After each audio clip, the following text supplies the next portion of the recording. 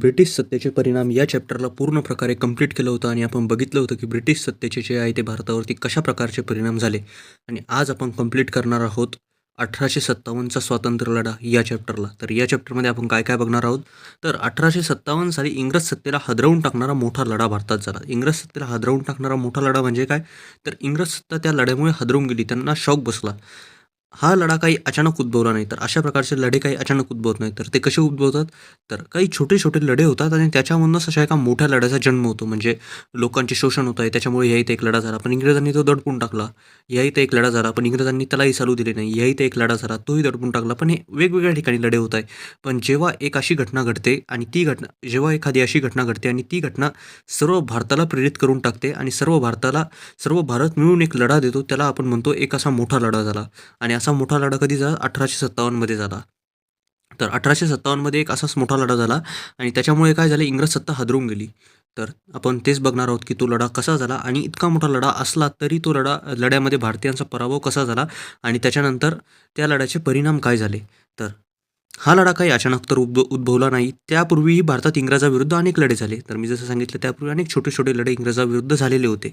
1857च्या लढ्याची व्याप्ती आणि त्यामागची भूमिका लक्षात घेऊन स्वातंत्र्यवीर सावरकरांनी ज्या पुस्तकातून ही मांडणी केली, त्या 1857चे स्वातंत्र्य समर या पुस्तकाने पुढे अनेक क्रांतिकारकांना ब्रिटिशाविरुद्ध लढण्याची प्रेरणा दिली. तर या लढ्याबाबतीत स्वतंत्र सावरकरांनी जे पुस्तक लिहिलं होतं, 1857चे स्वातंत्र्य समर, हे जे पुस्तक जेव्हा क्रांतिकारी वाचत होते, तेव्हा त्यांना समजत होतं की 1857 मध्ये कशाप्रकारे शर्तीने हा लढा लढवला गेला आणि त्याच्यानंतर त्यांच्यामध्येही प्रेरणा येत होती की आपण सुद्धा असा लढा लढवायला हवा व भारताला स्वातंत्र्य द्यायला हवे. तर अशा प्रकारे अनेक क्रांतिकारकांना या पुस्तकांनी जे आहे ती प्रेरणा दिली आणि ती प्रेरणा कशामुळे मिळाली, तर 1857च्या स्वातंत्र्य लढ्यामुळे. आणि नंतर आपण बघू की हेच क्रांतिकारी भारताला जे स्वातंत्र्य मिळवून देण्यासाठी एक मोठी भूमिका बजावतात. म्हणजे 1857चा लढा हा खूप इम्पॉर्टंट आहे. याच्यामुळेच अनेक क्रांतिकारी पुढे आले आणि त्यांनी भारताला स्वातंत्र्य मिळवून देण्यासाठी एक खूप मोठी भूमिका निभावली.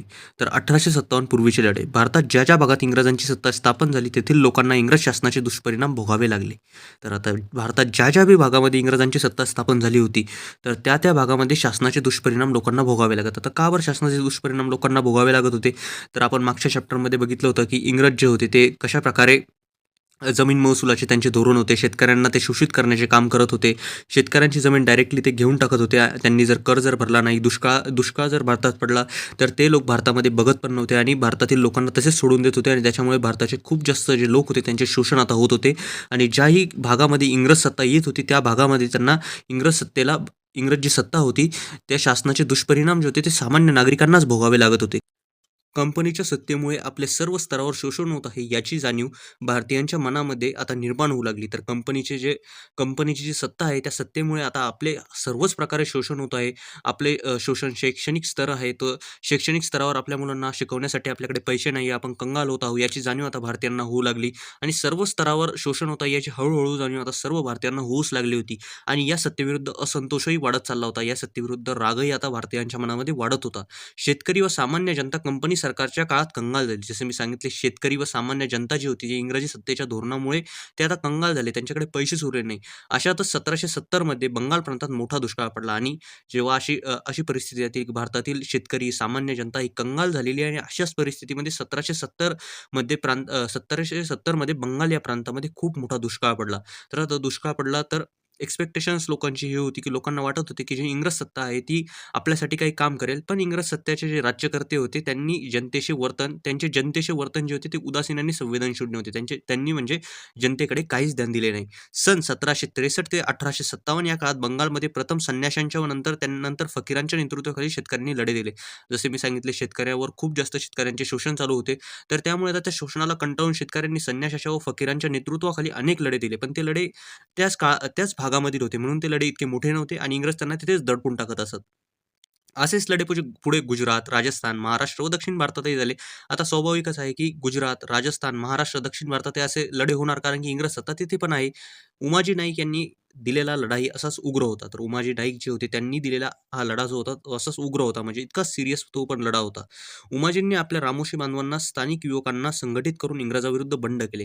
तर उमाजी नाईक जे होते त्यांनी काय केले, रामोशी बांधव त्यांचे जे होते त्यांना एकत्र केले, स्थानिक युवक जे होते त्यांना एकत्र केले आणि त्यांना संघटित करून त्यांनी इंग्रजाविरुद्ध बंड केले. म्हणजे इंग्रजांचा त्यांनी विरोध केला. इंग्रजांच्या ज्या विविध जमिनीविषयीचे धोरण होते त्यांना त्यांनी विरोध केला आणि इंग्रजाविरुद्ध बंड केले.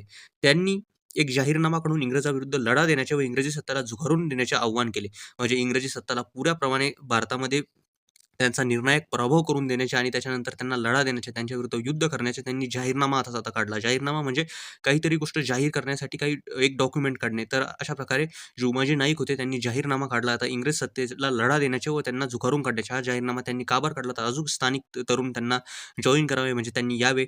तर त्यांच्याकडे त्यांनी रामोशी बांधवांना एकत्र केले, स्थानिक तरुणांना एकत्र केले. त्याच्यानंतर जाहीरनामा काढला की इंग्रज सत्तेला आता ते झुगारून देणार आहे. का बरं? कारण की लोकांचे खूप जास्त शोषण होत होते हे त्यांनी आता बघितलेले आहे. पुणे, सातारा, अहमदनगर, सोलापूर, नाशिक, भोर इत्यादी भागात त्यांनी आपला दरारा निर्माण केला. तर या भागामधील काही प्रदेश त्यांनी घेतले. या भागामध्ये लोकं त्यांना आता ओळखू लागले आणि लोकं त्यांना आता समजू लागले, की हे इंग्रजाविरुद्ध लढा देऊ शकतात आणि अशा प्रकारे त्यांनी आपला दरारा तिथे निर्माण केला. 1832 मध्ये कंपनी सरकारने उमाजी नाईक यांना अटक केली. तर 1832 मध्ये काय झाले? इंग्रज जी कंपनी होती त्यांनी उमाजी नाईक यांना अटक केली व त्यांना फाशी देण्यात आली. तर अशा प्रकारे इंग्रजांच्या विरुद्ध जाण्याची जी सजा होती ती उमाजी नाईक यांना देण्यात आली. पण उमाजी नाईक यांनी जे कार्य केले, त्यांनी जो इंग्रजाविरुद्ध लढा दिला, याचे पडसाद आपण पुढे बघणारच आहोत. भारतातील आदिवासी व वन्य जमातींनीही इंग्रज सत्तेला आव्हान केले. जसे उमाजी नाईक यांनी इंग्रज सत्ताला आव्हान केले व इंग्रज सत्तांनी त्यांना अटक केली. त्याच्यानंतर त्यांना फाशी देण्यात आली. त्यांनी आपला जो लढा होता तो शर्तीने लढवला, पण ते तो लढवू नाही शकले. उमाजी नाईक यांनी खूप जास्त प्रयत्न केले, पण त्यांना अखेर फाशी देण्यात आली. पण तसेच भारतातील आदिवासी व अन्य जमाती ज्या होत्या त्यांनी इंग्रजी सत्तेला आता आव्हान केले. आदिवासी व वन्य जमाती ज्या होत्या त्यांनी इंग्रज सत्तेला आव्हान केले. या जमातींचा उदरनिर्वाह जंगलावर, संपत्तीवर होत होता. तर जे भारतातील आदिवासी वन्य जमाती होत्या त्या जंगलामध्ये राहत असत आणि जंगलामध्ये राहत असत तर जंगलातील जी संपत्ती होती, झाडे झुडपे, त्यांच्यावरती त्यांचा उदरनिर्वाह होत. त्याच्यातील ते फळे खात, त्याच्यानंतर त्याच्यावर त्यांचे बिझनेस चालत असत. तर त्याच्यावर त्या संपत्तीवरच त्यांचा उदरनिर्वाह होत. ब्रिटिशांनी कायद्यावर त्यांच्या हक्कावर गदा आणली. तर ब्रिटिशांनी काही कायदे केले व त्यांच्या हक्कावर गदा आणण्यात आली. म्हणजे त्यांचे हक्क जे होते या जंगलावरती, ते राहत होते तिथे, त्यांचे पिढ्यानपिढ्या तिथे राहत आलेल्या होत्या आणि त्यांचा जो जंगलावर जो हक्क होता त्याच्यावर आता इंग्रजांनी जी गदा आणली, म्हणजे त्यांनी तो हक्क काढून घेतला. असे काही नियम आणले, ज्याच्यामुळे त्यांना परेशानी झाली. तर भारतीय आदिवासी वन्य जमातींना सुद्धा इंग्रजांनी परेशान करण्यास सुरुवात केली. परिणामी बिहार, छोटा नागपूर परिसरात कोलाम, ओडिशातील गोंड, बिहारमधील संथाळ यांनी ब्रिटिशांच्या विरोधात लढे दिले. तर अशा ही जेव्हा परिस्थिती उद्भवते, म्हणजे आता ब्रिटिश जे आहे ते आदिवासींचे जी जमातीचा उदरनिर्वाह त्यालाच बंद करून टाकत आहे. म्हणजे त्यांचं घर ज्याने चालत आहे त्या उदरनिर्वाहालाच ते बंद करत आहेत. तर ते लढा देणारच आहे. तर महाराष्ट्रातील भिल्ल, कोळी, रामोशी यांनी इंग्रजाविरुद्ध लढे दिले. तर या सर्व लोकांनी इंग्रजाविरुद्ध लढे दिले. पण हे जे लढे होते ना, ते समजा भारतातील बिहारमधील काही लोकांनी लढा दिला, तर तो लढा इथे झाला. महाराष्ट्रातील काही लोकांनी लढा दिला, तो इथे झाला. दुसऱ्या कुणाच्या लोकांनी लढा दिला, तो या इथे झाला. तर हे जे लढे होते ना, ते एका जागीच होते. म्हणजे हे लढे इतके मोठे नव्हते, तर इंग्रजांना दडपून टाकत होते. म्हणजे लढा ह्या इथं झाला, इंग्रजांनी लगेच दडपून टाकला. म्हणजे त्या लढ्याला लगेच त्यांनी बंद करून टाकले. कोल्हापूर परिसरात गडकऱ्यांनी तर कोकणात फोड सावंतांनी इंग्रजी सत्तेला आव्हान केले. तर इंग्रजी सत्तेला आव्हान यांनी सुद्धा केले. 1857 सालापूर्वी देशाच्या निरनिराळ्या भागात काही जमीनदार व राजराजवाड्यांनी सुद्धा इंग्रजांना लढे दिले होते.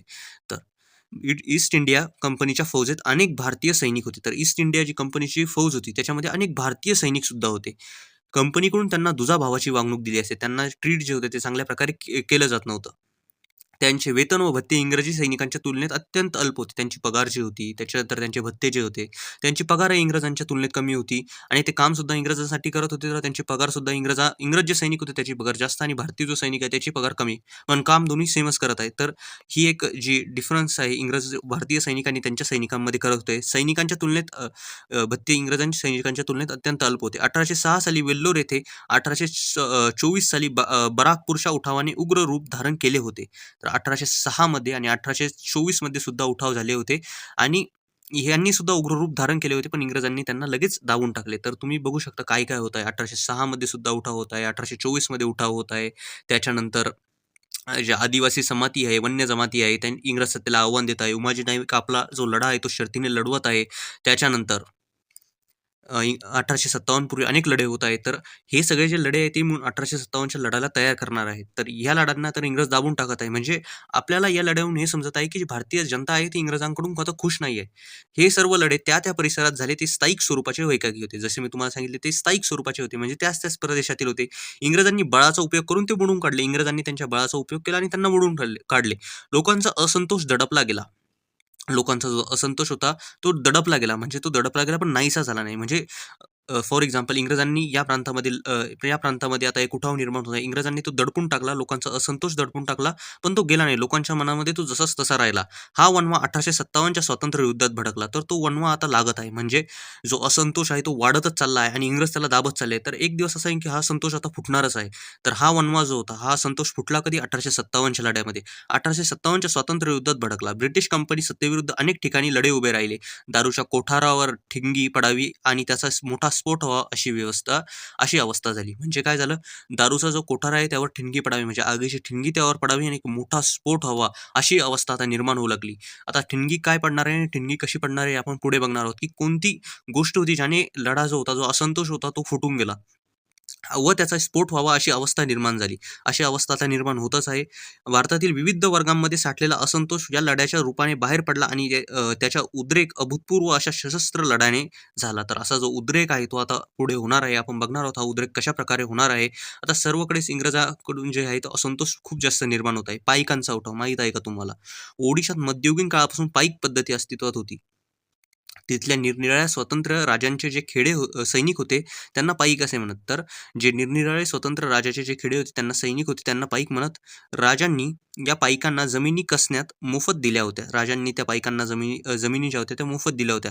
त्या कसून ते आपला उदरनिर्वाह करत. तर त्या कसून ते आपला उदरनिर्वाह करत. त्या जमिनींना ते चालवून आपला उदरनिर्वाह करत. त्या बदल्यात युद्धाचा प्रसंग उद्भवला तर राजाच्या बाजूने लढाईला उभे राहायचे अशी त्यांची अट होती. तर युद्ध जर झाले तर पाईक राजाच्या बाजूने उभे राहत कारण की राजा त्यांना मदत करत आहे.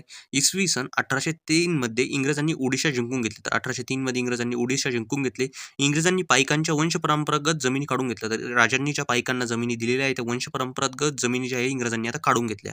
त्यामुळे पाईक संतापले. तर पाईक जे होते त्यांचा उदरनिर्वाह त्याच्यावर अवलंबून होता. तर तोच पूर्ण होणार नाही तर ते त्यांच्या कुटुंबाला कसे चालवेल ते आता ते संतापले. तसेच इंग्रजांनी लावलेल्या करामुळे मिठाच्या किमतीत वाढ होऊन सामान्य लोकांचे जीवन असह्य झाले. तर मीठ खूप इम्पॉर्टंट राहतं जेवण बनवण्यासाठी. तर मिठाच्या किमतीत सुद्धा त्यांनी वाढ केली आणि लोकांचे जीवन ते होते त्या असह्य झाले होते. याचा परिणाम इसवी सन 1817 मध्ये इंग्रजाविरुद्ध पाईकांनी सशस्त्र उठाव केला. या उठावाचे नेतृत्व बक्षी जगनबंधू विद्याधर यांनी केले. तर पाईकांनी सुद्धा त्यांच्या विरुद्ध लढा दिला पण त्यांनी तोही दडपून टाकला. तर आता स्थिती कशी निर्माण होत आहे. इंग्रजाविरुद्ध जो आहे तो आता असंतोष वाढत चाललेला आहे आणि हा असंतोष आता कधी ना कधी तर फुटणारच आहे. तर आता आपण पुढच्या लेक्चरमध्ये बघणार आहोत की हा असंतोष कशाप्रकारे 1857च्या लढ्यामध्ये फुटतो. 1857चा स्वातंत्र्य लढा हा चॅप्टर बघत होतो. या चॅप्टरमध्ये आता कंडिशन काय झालेली आहे तर लेक्चर नंबर 1 मध्ये आपण बघितलं होतं की कशाप्रकारे इंग्रजांनी भारताच्या सर्वच जनतेला आता शोषण करण्यास त्यांची सुरुवात केलेली आहे. तर सगळ्यात पहिले आपण बघितलं होतं या शोषणाला कंटाळून आता भारतातील जनते लढा देत आहे. जनता जी आहे ती लढा देत आहे. तर 1857 पूर्वीचे लढे आपण बघत होतो. तर आता सर्व स्तरावर जेव्हा लोकांचे शोषण होत आहे तर राजस्थान, महाराष्ट्र, दक्षिण भारतात काही लढे होत आहे. तसेच बंगालमध्ये सर्वप्रथम संन्याशांच्या व फकीरांच्या नेतृत्वाखाली शेतकरी लढे देत आहे. शेतकऱ्यांचे खूप जास्त शोषण होत आहे. त्याच्यामध्येच उमाजी नाईक हे यांना फाशी देण्यात येत आहे. त्याच्यानंतर आदिवासी व वन्य जमाती ही इंग्रजांना लढे देत आहे. कारण की ते इंग्रज जे आहे त्यांच्या जंगलावरती आपला हक्क प्रस्थापित करण्याचा प्रयत्न करत आहे. त्याच्यानंतर ईस्ट इंडिया कंपनीतील जे भारतीय सैनिक आहेत त्यांना सुद्धा दुजाभावाची वागणूक दिली जात आहे आणि हे सर्व जे लढे होत आहे ते स्थानिक परिसरात होत आहे. म्हणजे काय तर ह्या इथे एक लढा झाला, ह्या इथे एक झाला, ह्या इथे एक झाला, ह्या इथे एक झाला. तर याच्यामुळे हे लढे एकाकी आहे व हे लढे इतके भडकू शकत नाही आणि याच्यामुळेच इंग्रजांना दाबून पण टाकत आहे. पण आता काय होणार आहे तर आता अशी कंडिशन उभा राहिली आहे की दारूच्या कोठारावर ठिणगी पडावी व त्याचा स्फोट व्हावा अशी कंडिशन आता उभा राहिलेली आहे. तर आता कशाप्रकारे हा असंतोष वाढणार आहे आणि हे एक असा लढा होणार आहे जो इंग्रज सत्तेला पूर्णपणे हादरवून टाकणार आहे. आता आपण हे बघणार आहोत. तर 1857च्या लढ्याची कारणे. तर कारणे आपण बघतच होतो. तर आता अजून कारणे बघणार आहोत. इंग्रजपूर्व काळात भारतात अनेक राजवटी होत्या. तर इंग्रजपूर्व जो काळ होता त्याच्यामध्ये भारतात अनेक राजवटी होत्या. त्यामध्ये बदल झाला तरी गावगाडा पूर्वीसारखा चालू राहिला. म्हणजे इंग्रजपूर्व काळामध्ये जितक्या पण भारतामध्ये राजवटी होत्या, त्या राजवटी येत राहिल्या, जात राहिल्या. तर तरी त्याच्यामध्ये जो गावगाडा होता, जे गाव होते ते तसेच चालू राहिले. फॉर एक्झाम्पल ही इंडिया आहे. याच्यामध्ये काही पहिले जे लोक होते मौर्य एम्पायर होतं, त्याच्यानंतर मुघल एम्पायर आलं. ते पण गावगाडा जो होता तो तसाच चालू राहिला. म्हणजे गावातील लोकांना त्याचा काही इतका फरक जाणवला नाही. इंग्रजांनी मात्र प्रचलित व्यवस्था बदलून नवीन व्यवस्था निर्माण करण्याचा प्रयत्न केला. पण प्रचलित व्यवस्था जी चालू होती म्हणजे गावगाडा तसाच चालू राहत होता, तो इतका बदलत नव्हता. पण इंग्रजांना हे मान्य नव्हते आणि त्यांनी गावगाड्याला सुद्धा बदलण्याची आता मोहिमे आणि नवीन-नवीन तरतुदी आणण्यास सुरुवात केली. गावकड्याने बदलते असलेले स्वरूप पाहून जनतेच्या मनात अस्थिरता व सुरक्षिततेची भावना निर्माण झाली. तर आता जनता जनता म्हणजे काय? तर लोकांचे आपल्या पूर्वीपासूनच जो गावगाडा चालत आलेला आहे. जे सत्ता भलेही वरती अनेक वेगवेगळ्या होत आहे, पण तरी जे गाव आहे ते सेमच राहिलेलं आहे. गावगाडा सेमच चाललेला आहे. पण आता इंग्रज जे आहे ते इंग्रज याला बदलण्याचा प्रयत्न करत आहेत. तर लोकांच्या मनात असुरक्षिततेची भावना व अस्थिरतेची भावना निर्माण होत आहे. कारण की त्यांना त्यांच्या पूर्वीच्या लोकांनी सांगितलेलं आहे, की गावगाडा अशा प्रकारे चालतो. पण आता इंग्रज यालाच बदलून टाकण्याची बात करत आहेत. तर त्या लोकांच्या मनामध्ये सुद्धा आता अस्थिरता व असुरक्षिततेची भावना निर्माण होत आहे. आर्थिक कारणे.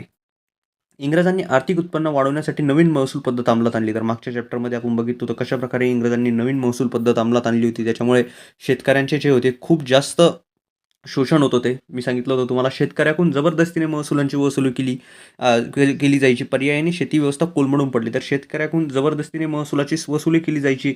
तर शेतकऱ्यांना आपली जमीन गहाण ठेवणे पडत. तर गहाण जे सावकारांकडे ठेवणं पडत, व्यापाऱ्यांकडे ठेवणं पडत. तर व्यापारी सावकार जे आहे त्याच्यावरती व्याज घेत असे आणि व्याज घेत असे तर शेतकऱ्यांना आपली जमीनसुद्धा विकून द्यावी लागत असे. कारण की त्यांना इंग्रजांना महसूल देण्याची गरज होती. तर पर्यायाने शेती व्यवस्था कोलमडून पडली. तर अशा अवस्थेमध्ये जेव्हा शेतकऱ्याचे शोषण होत आहे, तर शेतकरी शेती कशी करणार? तर शेती व्यवस्था जी आहे ती कोलमडून पडली. इंग्लंडच्या बाजारपेठेत माल खपवून आर्थिक लाभ घेण्याचे ब्रिटिशांचे धोरण होते. तर इंग्लंडच्या बाजारपेठेतील जो इंग्लंडच्या बाजारपेठेतील माल होता, तो भारतात त्यांना खपवून घ्यायचा होता. म्हणजे जे इंग्लंडमध्ये माल बनत होता, तो त्यांना भारतात खपवून घ्यायचा होता आणि त्याच्यावरून नफा कमवायचा होता. त्यांनी येथील उद्योगधंद्यावर जाचक बसवले. तरी भारतातील जे उद्योगधंदे होते त्यांनी त्याच्यावर जाचक कर बसवले. भारतात विकसित झालेला हस्तकला व कापड उद्योग दिवाळखोरीत निघाला. म्हणजे काय? तर इंग्रज जे होते ते इंग्लंडमधून माल आणत होते. तर इंग्लंडमध्ये मशीन्सवर माल तयार होत होता. तर मशीन्सवर जो माल तयार होत होता त्याचं कॉम्पिटिशन हस्तकला व कापड उद्योग जे की लोक होते ते जे विणत होते कापड या मग जे हाताने कापड बनवत होते ते करू शकत नव्हते. तर अशामुळे काय झालं जो कापड उद्योग हस्तकला होता तो दिवाळखोरीत निघाला व त्यांच्यावर जाचक करसुद्धा बसवले जात होते आणि ज्या इंग्रजी कंपन्या होत्या तो आपला माल आणण्यासाठी त्यांच्यावर करसुद्धा कमी लावत होत्या आणि तो मालसुद्धा खूप जास्त राहत होता कारण की तो मशीन्सवर तयार झालेला राहत होता. अनेक भारतीय कारागीर बेकार झाले. जसे मी तुम्हाला सांगितले, माल जो होता तो मशीन्सवर तयार होत होता. जो इंग्लंडमधला आणि इंग्लंडचा माल भारतात खपवून घेण्यासाठी इंग्रज जे होते, तो त्याच्यावर करसुद्धा कमी लावत असत त्यांच्या मालावरती. पण भारतातील जो माल होता त्याच्यावर खूप जास्त कर लावत असे आणि तो माल जो होता तो हाताने विणलेला असे. तर हाताने विणलेला जो माल असेल तो ह्या मालाशी कसे कॉम्पिटिशन करणार आहे? तर हा माल हमेशा हरणारच आहे. तर हा माल जो आहे तो आता डॉमिनेट करणार आहे. तर त्याच्यामुळेच काय झालं हस्तकला व कापड उद्योग जे होता तो दिवाळखोरीत निघाला.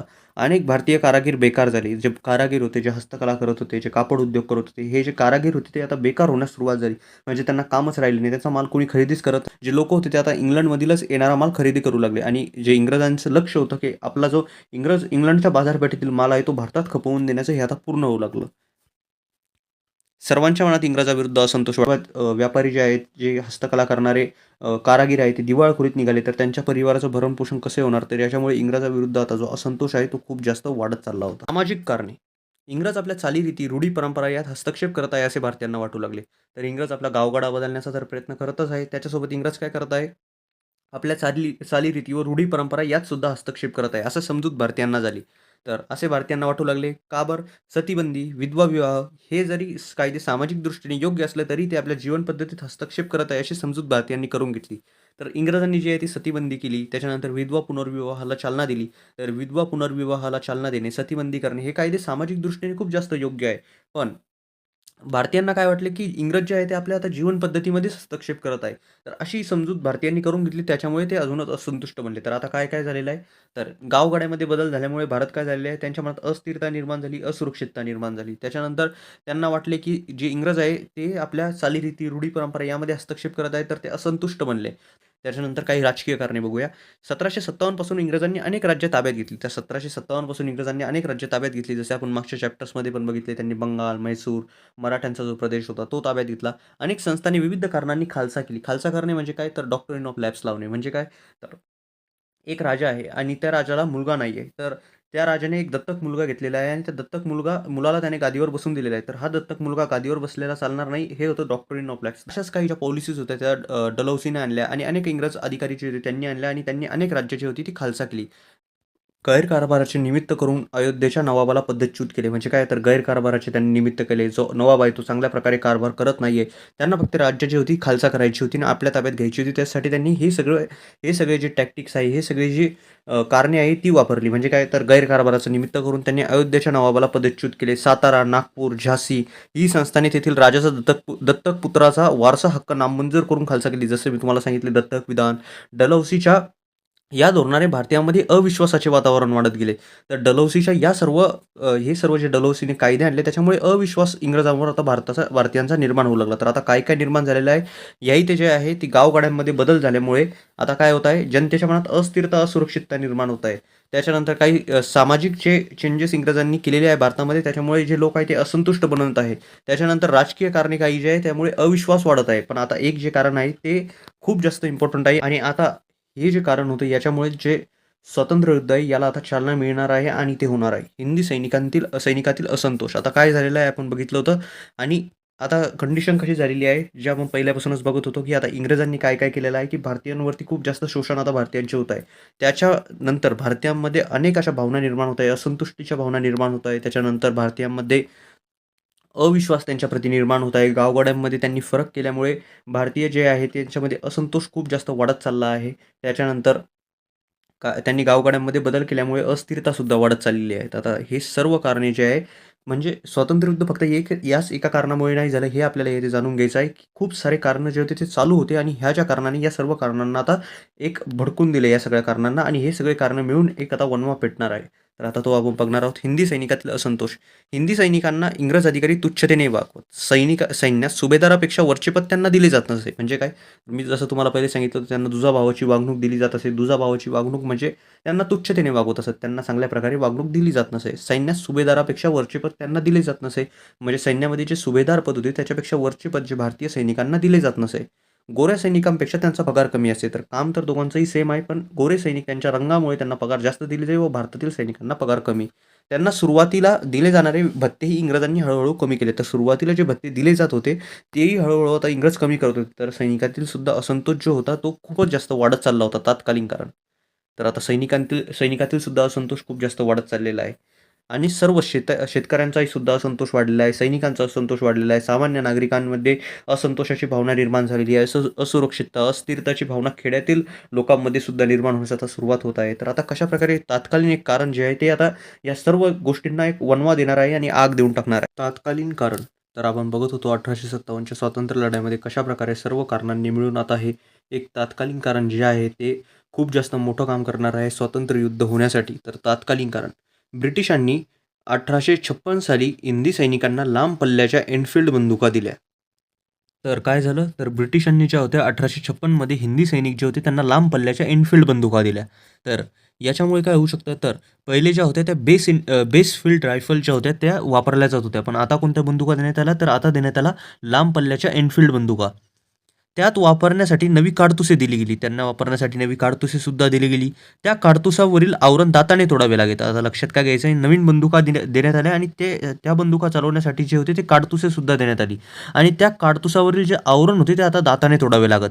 या आवरणाला गायीची व डुकराची चरबी लावलेली अशी बातमी चहूकडे पसरली. तर हे जे आवरण होते याला गायीची व डुकराची चरबी लावलेली होती अशी बातमी चहूकडे पसरली. यामुळे हिंदू व मुस्लिम सैनिकांच्या धार्मिक भावना दुखावल्या व सैनिकांमध्ये असंतोष निर्माण झाला. असंतोष तर भारतीय लोकांमध्ये व सैनिकांमध्ये पहिल्यापासूनच होता, पण आता या एका कारणामुळे असंतोष जो आहे तो खूप जास्त वाढला. आता आपण याच कारणाला अजून संक्षिप्तमध्ये बघणार आहोत की हे कारण म्हणजे काय. आता जसं मी तुम्हाला सांगितलं होतं की एनफिल्ड बंदुका आणि उठावाचे तात्कालीन कारण आता आपण बघूया. तर 1857च्या स्वातंत्र्य युद्धाचे तात्कालीन कारण म्हणजे एनफिल्ड रायफलच्या काडतुसांचे प्रश्न. तर या काडतुसांचा प्रश्न काय होता, ब्रिटिशांनी सैनिकांना नवीन एनफिल्ड रायफल वापरण्यासाठी दिली. या रायफलचे काडतुसाचे टोक दाताने फोडावे लागत. ते या रायफलचे जे काडतुसाचे टोक होते म्हणजे जे गोळीचे टोक असे ते त्याच्या दाताने फोडावे लागत. कशाप्रकारे, हे बघा, तर ही जे टोक होते हे दाताने फोडावे लागत होते. ही एनफिल्ड रायफलची जी गोळी होती, जे काडतूस होतं याचे जे टोक होतं ते दाताने फोडावे लागत असे. अशा प्रकारे दाताने फोडावे लागत असे आणि तेव्हा ते बंदुकीत टाकून मग बंदूक आपण चालवू शकू. अशा प्रकारची जी एनफिल्ड रायफल होती ती होती. तर या टोकामुळे काय प्रॉब्लेम होता, त्या काडतुसावर त्या काडतुसावर गाय व डुकराच्या चरबीचा लेप असल्याची अफवा पसरली. तर हे जे टोक होतं, हे दाताने तोडावे लागत. तर या टोकावरती, या काडतुसाच्या त्या आवरणावरती गाय व डुकराची चरबी होती, अशी अफवा पसरली. तर यामुळे हिंदू सैनिकांच्या धार्मिक भावना दुखावल्या. का बरं? तर गायीला हिंदू धर्मामध्ये पवित्र मानले जाते आणि मुस्लिम सैनिकांच्या सुद्धा धार्मिक भावना दुखावल्या. तर कशाप्रकारे? तर डुक्कर जे आहे त्याला मुस्लिम धर्मामध्ये अपवित्र मानले जाते. परिणामी अनेक भारतीय सैनिकांनी काडतुसे वापरण्यास नकार दिला. याच कारणामुळे 1857चा उठाव भडकला. तर याच्यामुळेच जो आहे तो उठाव भडकला आणि ज्या सैनिकांनी काडतुसे व आपली जी बंदूक होती ती वापरण्यास नकार दिला व सैनिकांनी जो आहे तो भारतीय सैनिकांनी काडतुसे वापरण्यास नकार दिला, तर त्या सैनिकांना जबर शिक्षासुद्धा देण्यात आला. तर यामुळे सुद्धा सैनिकांमध्ये खूप जास्त राग निर्माण झाला व उठावाचे जे लोण होते ते अजूनच भडकले गेले. तर हे बघा, अशा प्रकारे जी होती ती, ही एक एनफील्ड बंदूक होती. हे तिचं काडतूस होतं, हे तिचं टोक होतं, त्याच्यानंतर हे पूर्ण आवरण होतं आणि गायीची व डुकराची चरबी होती. तर अशा प्रकारे जे होतं ते उठाव जे होता तो होण्याच्या मागचं हे एक खूप इम्पोर्टंट कारण होतं आणि याच्यामुळे जो होतो उठावाला, ह्या कारणाने उठावाला आग देण्याचे काम केले आणि याच्यामुळेच जो उठाव होता तो खूप जास्त भडकला गेला होता. वनवा पेटला. चरबी लावलेली काडतुसे वापरण्यात ज्या सैनिकांनी विरोध केला त्यांच्यावर शिस्तभंगाची कारवाई करण्यात आली. तर आता चरबी जी लावलेली होती, तर अशा प्रकारे त्यांच्या धार्मिक भावना दुखावल्या तर गेल्याच, पण आता जी चरबी लावलेली होती तर काही सैनिक जे धार्मिक होते त्यांनी याला विरोध केला की आम्ही हे करू नाही शकत. तर इंग्रजांनी त्यांच्यावर शिस्तभंगाची कारवाई केली व सैनिकांना जबर शिक्षा करण्यात आली. जबर शिक्षा म्हणजे खूप जास्त मोठी शिक्षा त्यांना करण्यात आली, त्यांना मारण्यात आले. बराकपूरच्या छावणीतही मंगल पांडे यांनी इंग्रज अधिकाऱ्याच्या अन्यायी वृत्तीला विरोध करणाऱ्याच्या भावनेने ब्रिटिश अधिकाऱ्यावर गोळी झाडली. तर मंगल पांडे जे होते त्यांनी काय केलं, इंग्रज अधिकाऱ्याच्या अन्यायी वृत्ती म्हणजे काय, तर सैनिकांच्या धार्मिक भावना पहिले यायचे दुखावल्या गेल्या. जे सैनिक मना करत आहे या, ते म्हणत आहे की आम्ही हे करू नाही शकत, त्यांना खूप जास्त मारले गेले.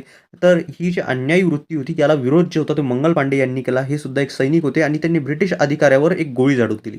मंगल पांडे यांना अटक करून फाशी देण्यात आली. तर मंगल पांडेला सुद्धा फाशी देण्यात आली.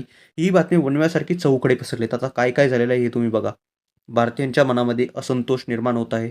स्वातंत्र्य लढ्यापूर्वी काही लढे पहिलेच झालेले आहे. तर या लढ्यामुळे सुद्धा हे लढे जे आहेत ते इंग्रजांनी दडपून लावले व त्याच्यानंतर भारतीयांच्या मनामध्ये खूप जास्त असंतोष आता निर्माण झालेला आहे. असंतोष निर्माण झाल्यामुळे काय झालेलं आहे, अस्थिरतासुद्धा निर्माण झालेली आहे. अस्थिरता निर्माण झाल्यामुळे त्यांच्या धार्मिक भावना अजून दुखावल्या गेलेल्या आहेत. धार्मिक भावना दुखावल्या गेल्यामुळे त्यांनी म्हटले की आम्ही हे करू नाही शकत, तर त्यांना खूप जास्त मारले जात आहे. तर एक त्याच्यामधून मंगल पांडे आहे, त्यांनी या अन्यायकारी वृत्तीला विरोध केला, तर त्यांना सुद्धा मारून टाकण्यात आलेले आहे. त्यांना फाशी देऊन टाकण्यात आलेली आहे आणि आता ही बातमी चहूकडे पसरलेली आहे. मेरठ छावणीत हिंदी सैनिकांची पूर्ण पलटणच बंड करून उठली. तर आता ही बातमी ऐकल्यानंतर व असंतोष तर पहिल्यापासूनच होता इंग्रजाविरुद्ध. तर ही बातमी जी ऐकल्यानंतर याने एक आग लावून देण्याचे काम केले आणि एक पलटणच पुरी हिंदी सैनिकांची जी होती ती आता बंड करून उठली, इंग्रजांच्या विरोधात उभी राहिली. सैनिक दिल्लीच्या रोखाने निघाले. तर सैनिक जे होते ते दिल्लीच्या रोखाने आता निघाले. वाटेत हजारो नागरिक उत्स्फूर्तपणे त्यांना मिळत गेले. तर नागरिकांच्या मनात इंग्रजांना धरून खूप जास्त आता असंतोष निर्माण झालेला आहे. सैनिकांच्या मनातही खूप जास्त असंतोष आहे व मेरठमधील एक पूर्णच्या पूर्ण छावणीनेच आता उठाव करून दिला, इंग्रजाविरुद्ध बंड करून दिले आणि जे सैनिक होते ते आता दिल्लीच्या रोखाने निघाले, दिल्लीकडे निघाले. वाटेत हजारो नागरिक त्यांना आता जुळत जात आहे. तुम्ही याला इमॅजिन करू शकता. सैनिक दिल्लीच्या रोखाने निघाले. वाटेत हजारो नागरिक उत्स्फूर्तपणे त्यांना मिळत गेले, कारण की इंग्रज सत्तेविषयी खूप जास्त त्यांच्या मनात आता जे होता तो राग होता. 12 मे 1857 रोजी सैनिकांनी दिल्लीचा ताबा घेतला. तर 12 मे 1857 रोजी सैनिक होते त्यांनी दिल्लीवरती आपला विजय मिळवून घेतला. त्यांनी मुघल बादशाह बहादूर यांच्याकडे लढ्याचे नेतृत्व दिले. भारताचा सम्राट म्हणून त्यांच्या नावाची दुहाई फिरवण्यात आली.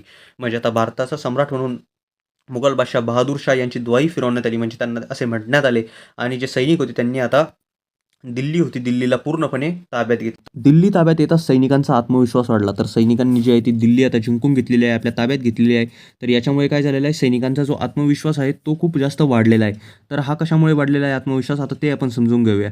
तर पहिले वाटत होती की आपण इंग्रजांना हरवू शकत नाही, पण जेव्हा सैनिकांनी दिल्ली ताब्यात घेतली, हजारो नागरिक त्यांना उत्स्फूर्तपणे मिळत गेले, तेव्हा सैनिकांनाही आत्मविश्वास आला की आपणही जी दिल्ली आहे ती जिंकू शकतो आणि भारतातील वेगवेगळे ठिकाणे जे आहे ते आपण जिंकू शकतो व भारताला स्वातंत्र्य मिळवून देऊ शकतो. तर यामुळे जे सैनिकांचा आत्मविश्वास आहे तो वाढत गेला. भारतात इतर ठिकाणी असणाऱ्या सैनिकांनाही यामुळे प्रेरणा मिळाली. तर आता जेव्हा दिल्ली ताब्यात घेतलेली आहे सैनिकांनी, तर इतर ठिकाणी जे सैनिक होते उत्तर भारतामध्ये बिहारपासून ते राजपुतान्यापर्यंत जितके पण सैनिक होते त्यांना सुद्धा यामुळे प्रेरणा मिळाली व त्यांना जेव्हा समजले की मंगल पांडे यांना फाशी देऊन टाकण्यात आलेली आहे, त्याच्यानंतर भारतीय सैनिक भडकलेले आहे आणि त्यांनी दिल्ली जी आहे ती ताब्यात घेतलेली आहे, हजारो नागरिक त्यांना मिळत गेलेले आहे, तर या सैनिकांना सुद्धा यामुळे आता खूप जास्त प्रेरणा मिळालेली आहे. लवकरच उठावाचे लोण उत्तर भारतामध्ये पसरले. तर हे का बरं पसरले, तर आता सैनिकांना प्रेरणा मिळत चाललेली आहे आणि या प्रेरणेमुळे खूप जास्त उठाव आता इंग्रज छावणीमध्ये दिसून येत आहे. बिहारपासून ते राजपुतान्यापर्यंत इंग्रज छावण्यातील हिंदी सैनिकांनी बंडाचे निशाण उभारले, म्हणजे त्यांनी बंड करून टाकले. त्यांनी इंग्रज सत्तेला विरोध केला.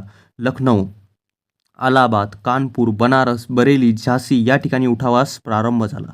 तर तुम्ही बघू शकता जो उठाव दिल्ली ताब्यात घेतल्यानंतर जे आहे ते लखनौ, अलाहाबाद, कानपूर, बनारस, बरेली, झाशी या ठिकाणी उठावाला आता प्रारंभ झाला.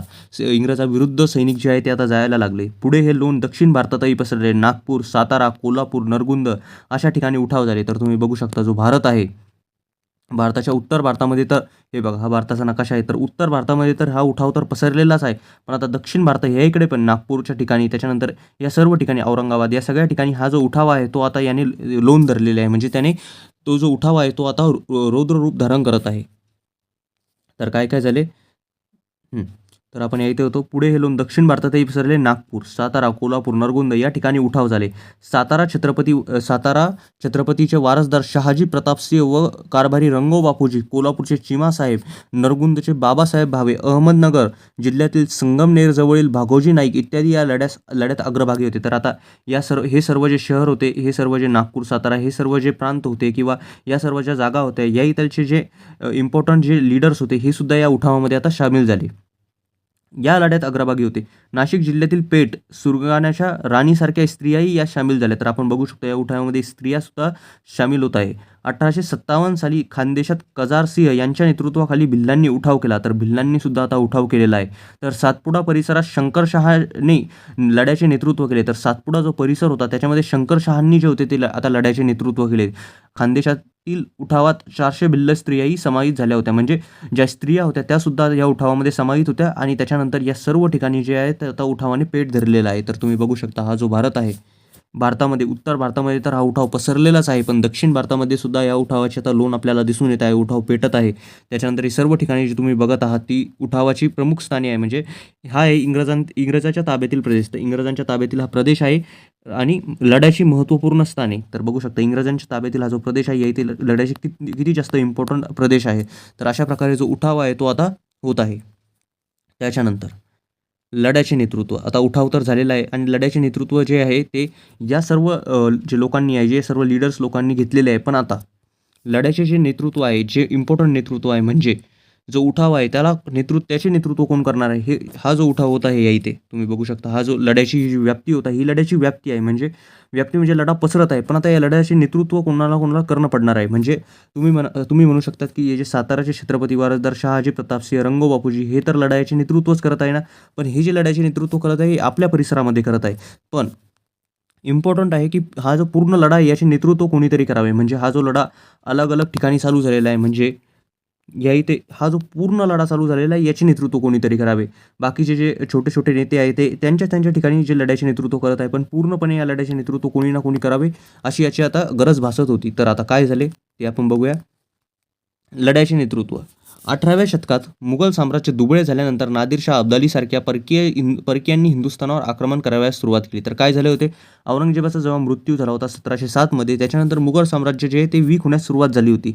तर 18व्या शतक लागलं होतं, त्याच्यामध्ये मुघल साम्राज्य जे होतं ते दुबळे झाले होते. तर मुघल साम्राज्य जेव्हा वीक पडले होते तेव्हा भारताच्या मुघल साम्राज्यावर जे होते, भारतामध्ये जे मुघल साम्राज्य होते त्याच्यावर बाहेरचे जे परकीय आक्रमक होते जसे अब्दाली, नादिरशाह यांनी आक्रमण करायला सुरुवात केली. मुघल साम्राज्य त्यांना प्रतिकार करू शकत नव्हते. मुघल साम्राज्य जे होते ते दुबळे झाल्यामुळे त्यांना प्रतिकार तर करू शकतच नव्हते. हे लक्षात आल्यावर मराठ्यांनी परकीय आक्रमणापासून हिंदुस्थानाच्या रक्षणाची जबाबदारी आपल्या शिरावर घेतली. तर मराठा जे साम्राज्य होते तेव्हा खूप जास्त पॉवरफुल होतं आणि मोठं पण होतं.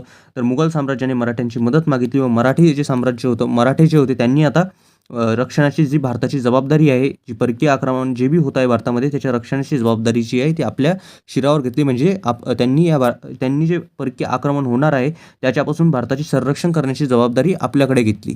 याच भूमिकेतून मराठे अब्दाली विरुद्ध पानिपतावर लढले. तर जेव्हा अब्दालीने पानिपतावर आक्रमण केलं होतं तर मराठे जे होते ते पानिपतावर अब्दाली विरुद्ध लढले होते, कारण की मराठ्यांनी जी होती ती आता भारताचे संरक्षण करण्याची जबाबदारी आपल्या शिरावर घेतलेली होती. 1857च्या स्वातंत्र्य लढ्यात मुघल साम्राज्याचा वारसदार बहादूर शाह इंग्रजाविरुद्ध लढण्यास असमर्थ आहे हे लक्षात आल्यानंतर बहादूर शहाचे नेतृत्व मान्य करून नानासाहेब पेशवे, झाशीची राणी लक्ष्मीबाई, तात्या टोपे यांनी 1857च्या स्वातंत्र्य युद्धाची सूत्रे आपल्या हातात घेतली.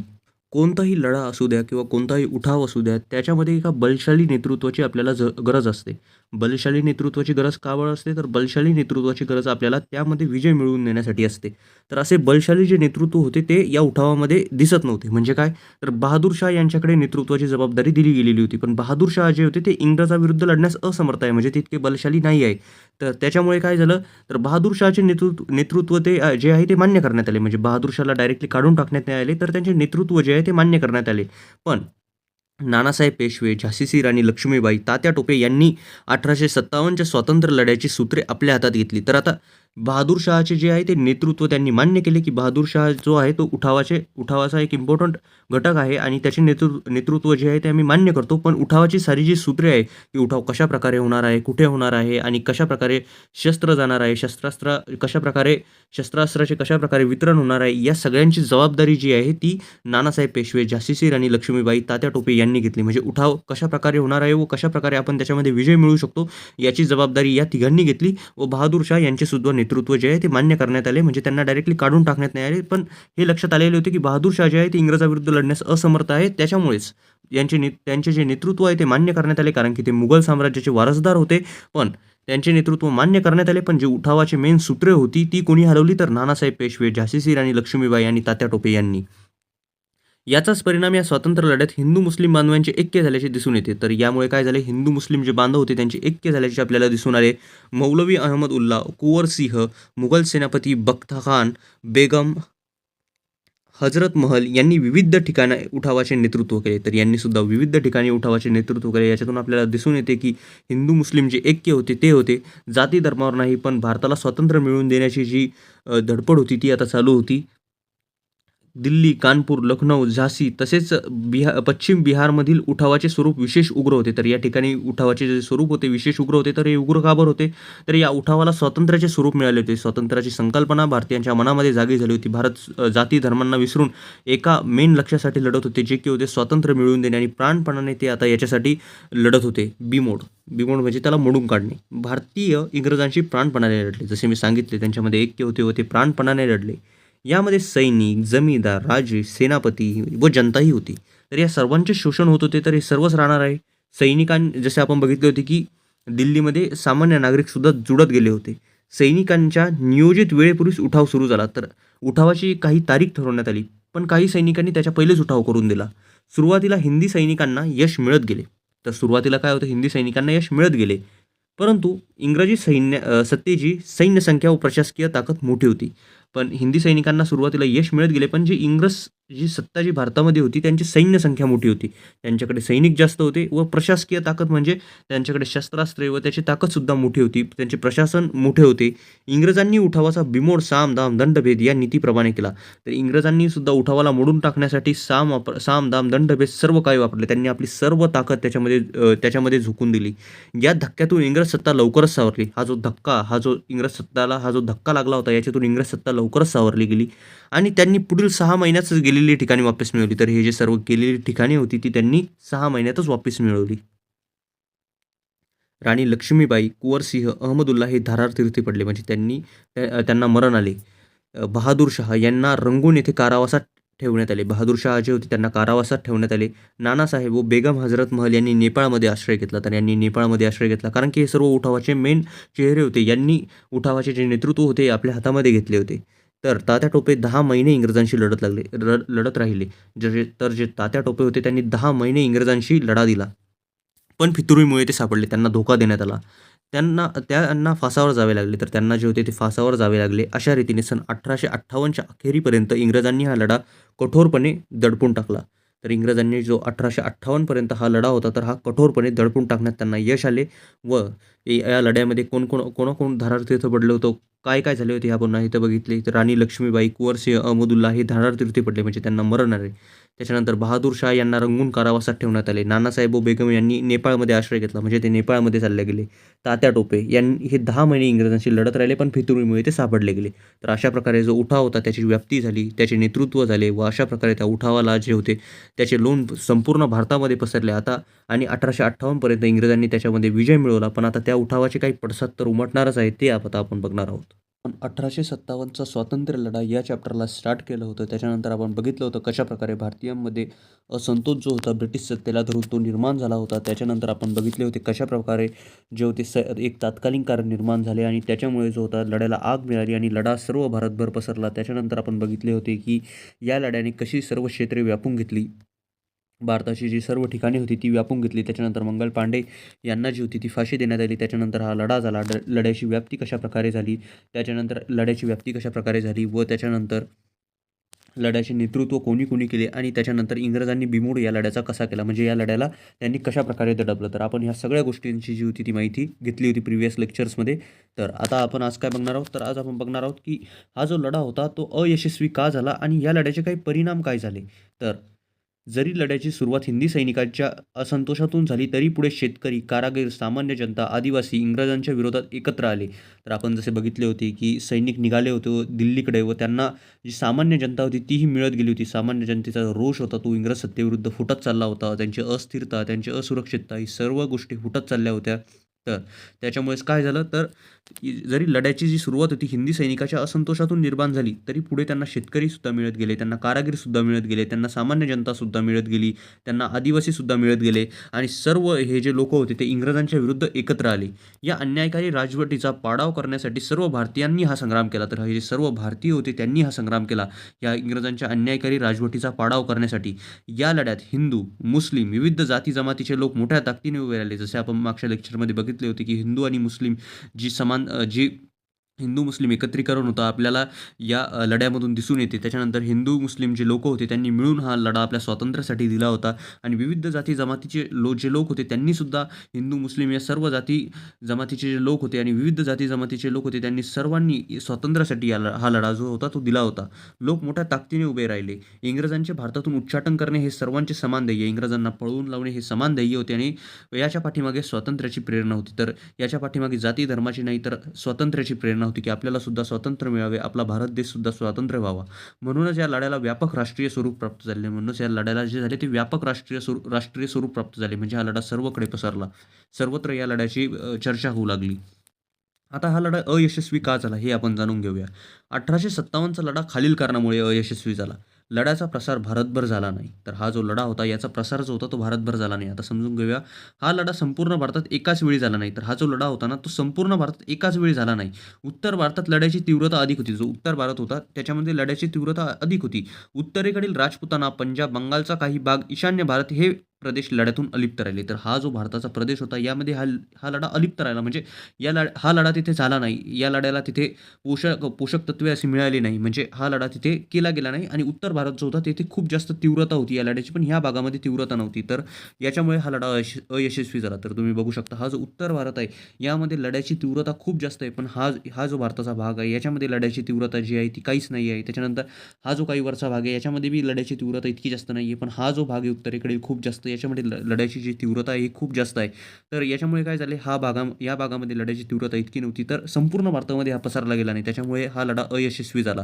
त्याच्यानंतर तुम्ही या इथे बघू शकता, या इथे खाली या लढ्याची तीव्रता इतकी जास्त नाही आहे, या इथे या लढ्याची तीव्रता इतकी जास्त नाही आहे. त्याच्यात पण या इथे या लढ्याची तीव्रता खूप जास्त आहे. जसं उत्तर भारतामध्ये खूप जास्त आहे, पण हे जे थोडे थोडे भाग आहे या इथे लढ्याची तीव्रता नाही, त्याच्यामुळे हा लढा अयशस्वी झाला. त्याच्यानंतर सर्वमान्य नेत्यांचा अभाव.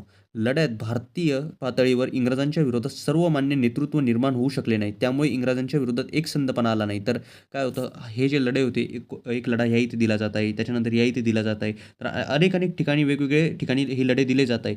जरी तात्या टोपे, झाशीची राणी लक्ष्मीबाई यांनी प्रयत्न केला नेतृत्व या लढ्याला करण्याचा, पण एकसंधपणा त्याच्यामध्ये येऊ शकला नाही. म्हणजे हर अलग अलग ठिकाणी जे वेगवेगळे लोक होते ते आपला लढा देत होते. जसे बहरामपूरमध्ये लढा चालू आहे, कानपूरमध्ये लढा चालू आहे, याच्यामध्ये एक छत्रपणा येत नव्हता. याचा अर्थ आपण अजून समजून घेऊया काय आहे. 1857च्या उठावाच्या अपयशामागील एक महत्त्वाचे कारण म्हणजे सक्षम आणि एकसंध नेतृत्वाचा अभाव. म्हणजे काय, सर्व बंडखोरांना मार्गदर्शन करणारा एकच केंद्रीय नेता नव्हता. म्हणजे एकच केंद्रीय नेता नव्हता. जसं मी तुम्हाला सांगितलं, संपूर्ण जो भारत होता ह्या इथे एक लढा झाला, या इथे एक झाला, या इथे एक झाला. तर आपापले लोक लढवत होते, पण या लढ्यांना सुद्धा जो होता ते एकच केंद्रीय नेता नव्हता. म्हणजे एक केंद्रीय नेता असला तर तो जो म्हणतो ते सर्व होणार आहे. भलेही तात्या टोपे, झाशीची राणी लक्ष्मीबाई यांनी सुद्धा लढे लढवले, त्यांनी आपापल्या परिसरात हे जे लढे होते ते लढवले, पण एकसंधपणा याच्यामध्ये आला नाही. भारतातील अलग-अलग वेगवेगळ्या ठिकाणी वेगवेगळे नेते ह्या लढा लढवत होते. विविध भागातील नेते आपापल्या प्रदेशात स्वतंत्र लढत होते. त्यामुळे समन्वयाचा अभाव होता. तर फॉर एक्झाम्पल जसं मी तुम्हाला सांगितलं, या इथे एक लढा लढवला जात आहे, तर या इथे लढवला जात आहे आणि एक जो होता तो कॉमन नेता नाही आहे याच्यामध्ये. त्याच्यामुळे या इथे आणि या इथे समन्वय नाही आहे. या इथे जे आहे कोऑर्डिनेशन बनत नाही आहे. अनेक नेत्यांची उद्दिष्टे वेगवेगळी असल्याने एकसंध रणनीती तयार करता आली नाही. तर फॉर एक्झाम्पल जसं मी तुम्हाला सांगितलं, फॉर एक्झाम्पल या इथे एक लढत आहे, या इथे एक लढत आहे. तर ह्या इथे जे नेते लढत आहे त्यांचा जो त्यांचे जे उद्दिष्ट आहे ते वेगळे, या इथे जे लढत आहेत त्यांचे उद्दिष्ट वेगळे आहे. तर उद्दिष्ट जे आहे ते वेगवेगळे आहे. तर एकसंधपणा त्याच्यामुळे येणार नाही. याउलट ब्रिटिशांकडे अनुभवी लष्करी अधिकारी आणि प्रभावी नेतृत्व होते. त्यामुळे त्यांना उठाव दडपण्यात यश आले. तर याउलट इंग्रजांकडे काय होतं, भारतातील हा लढा लढवला कसा जात होता, तर ह्या इथे एक लढा लढत आहे आणि ह्या इथे लढत आहे. तर ह्या इथे वेगवेगळे नेते हा लढा लढवत आहे. वेगवेगळे नेते हा लढा या 2 ठिकाणी लढवत आहेत. तर यांची उद्दिष्टे सुद्धा वेगवेगळी आहे. पण याउलट इंग्रजांकडे काय होतं, इंग्रजांकडे एक छत्रशासन होतं. याचा अर्थ काय होतो, त्यांच्याकडे अनुभवी लष्कर होते, लष्करी अधिकारी होते. त्यांच्याकडे डावपेच करणारे अधिकारी होते. तर याच्यामुळे इंग्रज जे होते त्यांचा पलटा जो होता तो भारी होता. तर जसं आपण बघितलं सर्वमान्य नेत्यांचा जो होता तो अभाव होता. रजवाड्यांचा पाठिंब्याचा अभाव होता. जसं आपण बघितलं होतं, की राजे-रजवाडेही सुद्धा पाठिंबा देत होते. पण इतक्या राजे-रजवाड्यांनी जो आहे तो पाठिंबा दिला नाही. म्हणजे इंग्रजांच्या सत्तेचा त्रास जसा जनतेला होत होता, तसाच तो संस्थानिकांनाही होत होता. म्हणजे राजे-रजवाडे जे होते त्यांनाही होत होता. त्यापैकी काही सोडले तर इतर इंग्रजांशी एकनिष्ठ राहिले. तर काहींनी जो होता तो 1857च्या लढ्यामध्ये साथ दिली, पण काही इंग्रजांशीच एकनिष्ठ राहिले. लष्करी डावपेचांचा अभाव. जसं मी तुम्हाला सांगितलं होतं, इंग्रजांकडे प्रभावी आणि त्याच्यानंतर जे अनुभवी लष्करी लोक होते. भारतीय सैनिकांकडे शौर्य होते, परंतु योग्य वेळी योग्य डावपेच त्यांना आखता आले नाही. दिल्ली जिंकल्यानंतर ते टिकवता आले नाही. म्हणजे दिल्ली जिंकल्यानंतर ते टिकवणं कशी आहे आणि त्या टिकवण्यासाठी आपल्याला काय-काय डावपेच आखणं आहे, याला म्हणतात डावपेच आखणं. म्हणजे दिल्ली आपण जिंकलेली आहे, तर आता ती दिल्ली आपण कशी टिकवणार आहोत? दिल्लीची सुरक्षा आपण कशी प्रकारे करणार आहोत? इंग्रजांनी जर आक्रमण केलं, तर त्यांना कसं हरवणार आहोत? याला म्हणतात डावपेच. तर या डावपेचाचा जो होता, तो अभाव होता. तसंच उठावकऱ्याजवळ पुरेशी शस्त्रास्त्रे नव्हती. त्यांच्याकडे शस्त्रास्त्रे सुद्धा नव्हती. इंग्रजांकडे मोठी आर्थिक ताकद, शिस्तबद्ध सैन्य, अद्यावत शस्त्रास्त्रे होती. तर तुम्ही बघू शकता इंग्रजांचा जो पलड़ा आहे तो किती भारी आहे. आणि त्याच्यानंतर त्यांच्याकडे अनुभवी सेनानी होते. दळणवळणाचा ताबा त्यांच्या हातात होता. म्हणजे जे दळणवळण आहे, एका ठिकाणाहून दुसऱ्या ठिकाणी जाणे याचा ताबा त्यांच्या हातात होता. त्यांच्याच हातात असल्यामुळे त्यांच्या हालचाली याच्यामुळे जलद होत होत्या. यामुळे भारतीय सैनिकांचा त्यांच्यापुढे निभाव लागला नाही. शस्त्रास्त्रेसुद्धा त्यांच्याकडे खूप जास्त आहे. अनुभवी सेनानी आहे आणि याउलट भारतीय जे लोक आहे, त्यांच्याकडे एक अनुभवी नेता नाही आहे. अनुभवी नेता त्यांच्याकडे नसल्यामुळे जे लढे होत आहे ते एकाकी होत आहे. म्हणजे या इथे एक लढा होत आहे, या इथे एक लढा होत आहे. तर त्यांची उद्दिष्टे सुद्धा वेगवेगळी आहे. पण इंग्रजांचं एकच उद्दिष्ट आहे या लढ्याला दडपून काढणे. तर त्यांच्याकडे काय आहे? अनुभवी सेनानी, त्याच्यानंतर लष्कर, हे सर्व गोष्टी, दळणवळणाचा ताबा त्यांच्याकडे आहे. त्यांच्या हालचाली जलद होत, त्यामुळे भारतीय सैनिकांचा त्यांच्यापुढे निभाव लागला नाही. या केवळ शौर्यावर नाही तर लष्करी डावपेचावर जिंकाव्या लागतात. आंतरराष्ट्रीय परिस्थिती इंग्रजांना अनुकूल. तर आंतरराष्ट्रीय परिस्थिती इंग्रजांना कशाप्रकारे अनुकूल होते हे आपण बघूया.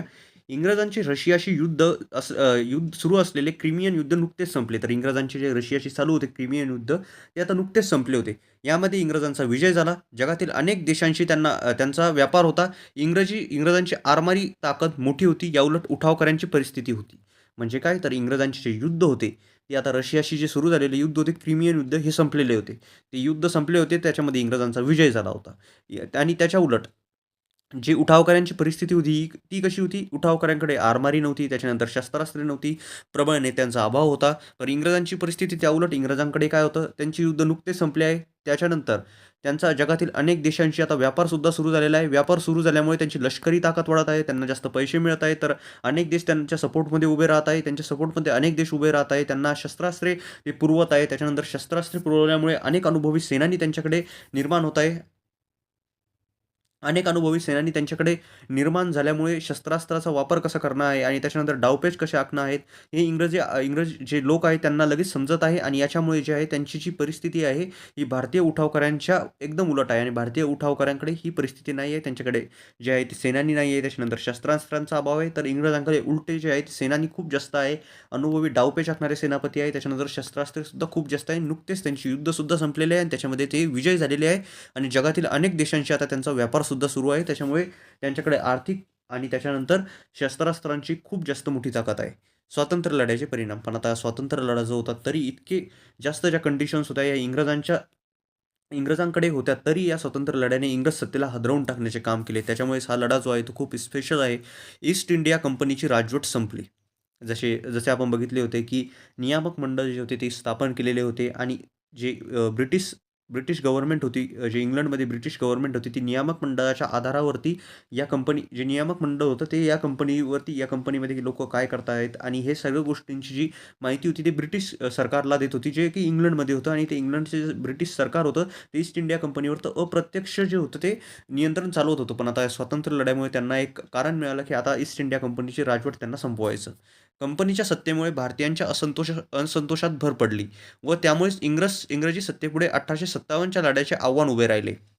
तर काय झालं होतं, कंपनीची सत्ता होती. कंपनीची सत्ता, कंपनीने जे होते नवीन आर्थिक धोरणे आणली. आर्थिक धोरणामुळे काय झाले, तर आर्थिक धोरणामुळे आणि भारतीयांचे शोषण होऊ लागले. भारतीयांमध्ये त्यामुळे भारतीयांचा असंतोष वाढला आणि असंतोषात जे ती भर पडण्याची काम अजून काय केली, सामाजिक गोष्टीमध्ये त्यांनी हस्तक्षेप करण्यास सुरू केले. त्यामुळे असंतोषात अजूनच भर पडली. असंतोष तर पहिलेच होता आणि त्याच्यामध्ये अजून भर पडण्यामध्ये सुरुवात झाली. तर कशामुळे झाली, कंपनीच्या राजवटीमुळे. त्यामुळे इंग्रज सत्तेपुढे 1857च्या लढ्याचे आव्हान उभे राहिले. त्यामुळेच 1857चा लढा झाला. याची जाणीव इंग्लंडच्या राणीला झाली. तर याची जी जाणीव होती ती इंग्लंडच्या राणीला ह्या सगळ्या गोष्टी समजल्या.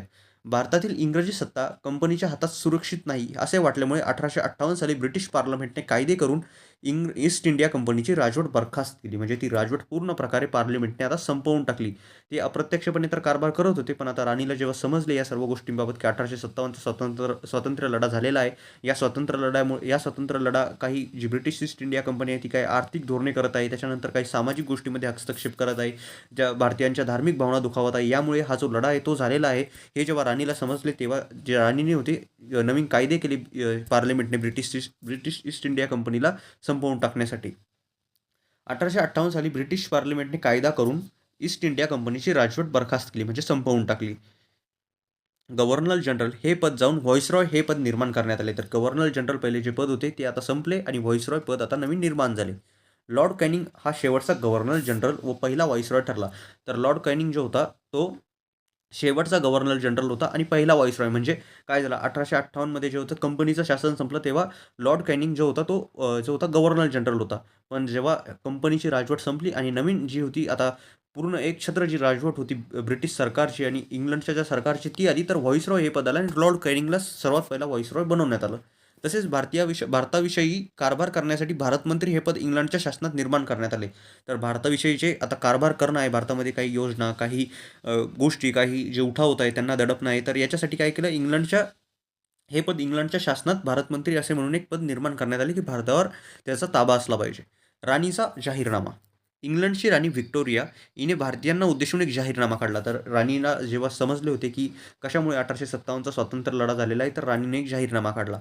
सर्व भारतीय आमचे प्रजाजन आहे. तर सर्व भारतीय जे आहे ते आमचेच प्रजाजन आहे. वंश, धर्म, जात किंवा जन्मस्थान यावरून प्रजाजनात भेद करता येणार नाही. ते या सर्व गोष्टीवरून प्रजाजनामध्ये भेद करता येणार नाही. शासकीय नोकऱ्या देताना गुणवत्तेवर दिल्या जातील. धार्मिक बाबतीत कसलाही हस्तक्षेप करणार नाही. तर त्यांनी मान्य केले की धार्मिक बाबतीत आता आम्ही कसलाही हस्तक्षेप आता करणार नाही.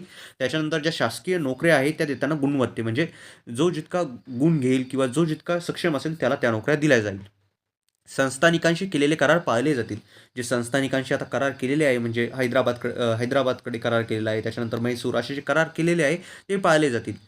तसेच ती कोणत्याही कारणांसाठी खालसा केली जाणार नाही. जसे मी तुम्हाला सांगितले होते, लॉर्ड डलहौसी कोणत्याही कारणासाठी संस्थाने खालसा करून टाकत होता. गैरकारभाराची निमित्त करून दिले, दत्तक विधान आणून दिले, यामुळे अविश्वास वाढत होता. तर त्यांनी सांगितले की संस्थान अशा कोणत्याही कारणावरून आता खालसा केली जाणार नाही, अशी ग्वाही या जाहीरनाम्यात दिली आहे. असे या जाहीरनाम्यात ग्वाही दिली गेली, म्हणजे असे सांगितले गेले आणि असे पक्के सांगितले गेले, म्हणजे आम्ही असे करणार नाही. याला ग्वाही देणे म्हणतात. भारतीय लष्कराची पुनर्रचना. लष्करातील इंग्रजी सैन्याचे प्रमाण वाढवण्यात आले. जसे आपण बघितले होते की भारतीय सैन्य उठाव करून देऊ नये, परत यासाठी इंग्रजी सैन्याचे प्रमाण जे होते ते वाढवण्यात आले. महत्त्वाच्या ठिकाणी इंग्रज अधिकाऱ्यांच्या नेमणुका करण्यात आल्या. महत्त्वाच्या ठिकाणी भारतीय अधिकाऱ्यांना काढण्यात आले व तिथे इंग्रजी अधिकाऱ्यांच्या नेमणुका करण्यात आल्या. तोफखाना हा पूर्ण इंग्रज अधिकाऱ्यांच्या ताब्यात ठेवण्यात आला. तोफखाना जो होता तो एक इम्पॉर्टंट पार्ट आहे आर्मीचा, त्याच्यामुळे उठाव होऊ शकते आणि त्याच्यामध्ये विजयसुद्धा मिळवला जाऊ शकतो. तोफखाना हे खूप जास्त इम्पॉर्टंट पार्ट असतो, तो इंग्रज अधिकाऱ्यांच्या ताब्यात आता ठेवण्यात आला. लष्करी तुकड्यांवर जातवार विभागणी करण्यात आली. तर बघू शकता लष्करी ज्या तुकड्या होत्या याच्यावर आता जातवार विभागणी करण्यात आली, जाती वाईज. भारतीय सैनिक एकत्र येऊन इंग्रजी सत्तेच्या विरोधात उठाव करणार नाही अशी काळजी घेण्यात आली. तर जसे आपण बघितले होते हिंदू सैनिक, मुस्लिम सैनिक, अनेक जाती धर्माचे सैनिक एकत्र आले आणि उठाव करून टाकला. तर याची काळजी घेण्यासाठी इंग्रजांनी काय केले, त्यांनी जातवारच विभागणी करून दिली. म्हणजे हिंदू जातीचे लोक जे आहे त्यांची सैनिकांची बटालियन अलग आणि मुस्लिम जातींचे अलग. तर अशा प्रकारे वेगवेगळे त्यांनी जातीवर विभागणी केली आणि भारतीय सैनिक एकत्र येऊन इंग्रज सत्तेला विरोधात उठाव करणार नाही अशी काळजी घेण्यात आली. तर हे सैनिक एकत्र येऊ नये आणि त्यांनी उठाव करू नये याची काळजी खूप जास्त घेण्यात आली, कारण की त्यांना धक्का खूप जास्त मोठा बसलेला होता. धोरणात्मक बदल. भारतीयांच्या सामाजिक व धार्मिक बाबतीत हस्तक्षेप न करण्याचे धोरण इंग्रजांनी स्वीकारले. तर भारतीयांच्या ज्या सामाजिक बाबी होत्या आणि धार्मिक बाबी होत्या याच्यामध्ये आता हस्तक्षेप न करण्याचे धोरण त्यांनी स्वीकारले. त्याचबरोबर भारतीय सामाजिक दृष्टीने एकसंध होणार नाही. भारतीय समाज सामाजिक दृष्टीने एकसंध होणार नाही अशी काळजी घ्यायला त्यांनी सुरुवात केली. तर सामाजिक दृष्टीने एकसंध होणार नाही म्हणजे सगळे लोक, सर्व जातीचे लोक एकत्र येणार नाही आणि उठाव करून टाकणार नाही याची काळजी घेतली. त्याच्यामुळेच काळजी घेण्यामुळेच त्यांनी काय केलं, लष्कराच्या ज्या तुकड्या होत्या त्याच्याही जातवार विभागण्या केल्या. भारतीयांमध्ये जात, धर्म, वंश, प्रदेश या कारणावरून नेहमी संघर्ष निर्माण होतील, एकमेकाविषयी भारतीयांची मने कलुषित होतील, हे धोरण राबवले जाऊ लागले. तर त्यांनी काय केलं, भारतीयांमध्ये जातीच्या विषयी, जाती धर्माविषयी, धर्माविषयी, वंश, प्रदेश या कारणावरून नेहमी संघर्ष निर्माण व्हावे. म्हणजे जर भारतीय आपापसामध्ये संघर्ष करत आहे तर ते कशा प्रकारे स्वातंत्र्याचा विचार करू शकतात, तर त्यांनी हे धोरण राबवले. भारतीयांचे मने कलुषित होतील हे धोरण राबवले जाऊ लागले. फोडा आणि राज्य करा हे इंग्रजांचे सूत्र राहिले. तर तुम्ही ऐकलं असेल, डिवाइड अँड रूल, फोडा आणि राज्य करा. याचा अर्थच असा होतो की भारत जो आहे त्याला जाती मध्ये आपण फूट पाडू, त्याच्यानंतर धर्मामध्ये आपण फूट पाडू, वंशामध्ये फूट पाडू, जे प्रदेश आहे समजा अशी फूट पाडल्यामुळे हे जे लोक आहे ते आपापसातच लढत राहतील या फूट पाडल्यामुळे, आणि आपण जे आहे ते राज्य करत राहू. या लोकांच्या मनामध्ये स्वातंत्र्याची भावना निर्माण न होऊ देणे, याच्या मागचा प्रमुख सूत्र होतं. कारण कधी जर स्वातंत्र्याची भावना निर्माण झाली तर परत जो आहे तो उठाव होऊन जाईल, आणि उठाव जर झाला तर इंग्रज सत्ताला परत हादरवून टाकण्याचे काम होईल. 1857च्या स्वातंत्र्य लढ्यामुळे इंग्रजी राज्यसत्तेला संघटित विरोध केला पाहिजे. पण भारतीयांच्या मनामध्ये काय होतं, हे सर्व तर इंग्रज धोरणात्मक बदल करत होते की जातीवरती, धर्मावरती, पण भारतीयांच्या मनामध्ये आता काय होतं, 1857चा स्वातंत्र्य लढा जो होता तो भारतीय लोक हारले, आपण हारलो. पण 1857च्या स्वातंत्र्य लढ्यामुळे इंग्रजी सत्तेला संघटित विरोध केला पाहिजे म्हणजे सर्वांनी एकत्र येऊन विरोध केला पाहिजे असे भारतीयांना वाटू लागले. 1857चा स्वातंत्र्य लढा हा 1857चा स्वातंत्र्य लढा हा भारताच्या स्वातंत्र्य चळवळीची प्रेरणास्त्रोत ठरला. म्हणजे काय प्रेरणास्त्रोत म्हणजे काय? तर प्रेरणास्त्रोत म्हणजे भारतीय स्वातंत्र्याची जी चळवळ झालेली आहे, जिच्या बाबतीत आपण पुढच्या चॅप्टरमध्ये अभ्यास करणार आहोत. त्याचा प्रेरणास्त्रोत हा जो आहे हा लढा ठरलेला आहे. म्हणजे अनेक क्रांतिकारी या लढ्याला बघून पुढे आले की आपणही एक संघटित व्हावे आणि स्वातंत्र्याची भावना आपल्याही मनात निर्माण व्हावी, आणि भारताला स्वातंत्र्य मिळवून देण्यासाठी आपण आपल्या जीवाचीही पर्वा करू नये आणि आपण प्राणपणाने लढावे, अशी जी भावना होती या लढ्यामुळे निर्माण झाली. स्वातंत्र्याची भावना आणि हा विश्वास की आपणही इंग्रज सत्तेला उखडून देऊ शकतो आणि त्यांना पळवून लावू शकतो, आणि त्याच्यानंतर इंग्रज सत्तेला पळवून लावण्यासोबतच आपण भारताला पूर्णपणे स्वतंत्र करून देऊ शकतो, असे स्वातंत्र्याचे बीज रोवण्याचे काम या 1857च्या स्वातंत्र्य लढ्याने भारतीयांच्या मनामध्ये केले. तर आता आपण पुढच्या चॅप्टरमध्ये बघणार आहोत की काही सामाजिक व धार्मिक चळवळी ज्या झाल्या त्यांच्या बाबतीत.